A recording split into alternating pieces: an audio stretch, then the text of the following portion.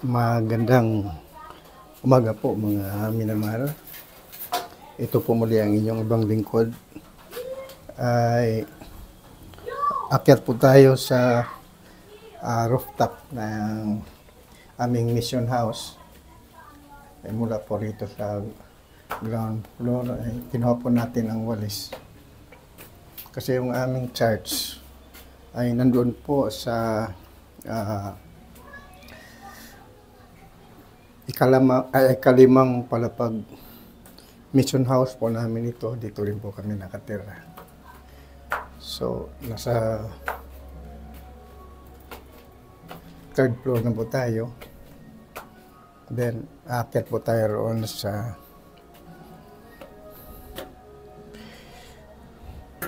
mula rito sa second floor, aakyat po tayo sa third floor. So, ito po makita natin kasi patuloy pa rin ang hagupit ng hangin dito sa Bulacan. Ito po yung third floor area.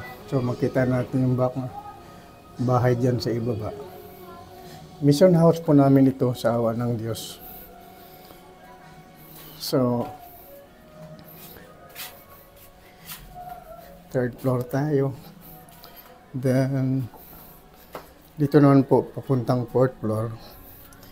Ito yung aming worship area. Family house church lang po. Itong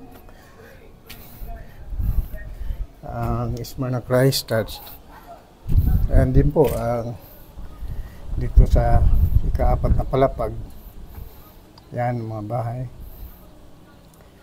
So, maglinis po muna ako. Yan po ang kalagayan ng aming worship service area. Tinaas ko yung mga kagamitan ng ating sound system. Kasi pinasok po ng tubig itong aming church. Yan nga po, ayan. So, ang gawin ko po muna, hindi po tayo ang loobin ng Diyos, makapag-exercise tayo. So, ayan po. Papunta na po, palabas na po tayo rito ng church.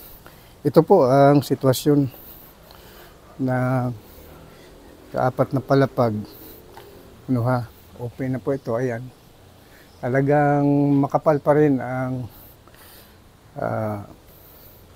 kaulapan sa Himpapawid. Ito po sa San Jose del Monte, Bulacan. Ayun, parating naman ang ulan. Ayan, so ito talagang kailangan nating linisin. Ayan po ang kalagayan doon sa kapaligiran. Ayan po ang sitwasyon. Nasa pang-4 na palapag po tayo. So, aakyat po tayo rito sa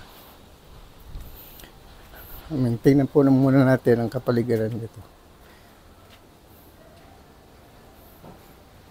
So, ayan ang sitwasyon. Makapal pa rin po ang ulan. So, aakyat po tayo dito sa rooftop. Ito po ang pang-5 palapag ng aming mission house. Na ito rin po ang aming tirahan sa awa ng Diyos. So, ayan, nagkalat po ang mga dumi. Ayan po. So, ang mangyari po dito ay talagang maglinis po muna ako. Hindi po tayo nakapag-exercise po mula po noong Lunes, July 22 hanggang ngayon, July 25. So, ayan, kasalukuyan po na talaga napakalakas pa rin ng hangin at panakanakang pagbuhos ng ulan. Ayan. So, ito po ang sitwasyon dito sa rooftop namin na sana. Dito po ako palaging sa segment natin na Exercise for Christ. So, mga minamahal, mula po Lunes, July 22 hanggang ngayon, Huwebes, July 25, ay mangyari hindi po tayo nakapag-exercise for Christ dahil po sa bagyo na dumating, ang bagyong Karina PH. So ayan, malakas ang hangin. So baba na lang po ako ulit, mga minamahal. At hindi nga rin tayo makapagwalis. So magandang at maulan na umaga sa ating lahat. So balik po muna tayo rito sa loob ng church. Ayan po ang sitwasyon. So sa halip na tayo ay makapagwalis sana para makapag-exercise for Christ, ay hindi po muna. So iligay lang muna natin dito ang ating walis. So ayan, napakalakas po ng ulan. Ito ang inyong abang lingkod, Pastor Absalon Labalon Jr. Sa halip po ay magbasa na lang po muna ako ng Biblia sa kasalukuyan. Tayo po ay mag-research na lang po muna. So muli, ito ang inyong abang lingkod, Pastor Absalon Labalon Jr. San Jose del Monte, Bulacan, nakasalukuyang hinagupit ng malakas na ulan. Mahina po ang hangin, ngunit napakalakas ng ulan mula po noong Lunes, July 22 hanggang ngayon, Huwebes, July 25. Kaya hindi po tayo nakapag-exercise for Christ. So ayan ang patak ng ulan. So ingat po mga minamahal, mga palangga dyan sa ating mga kamag-anakan dito sa Metro Manila.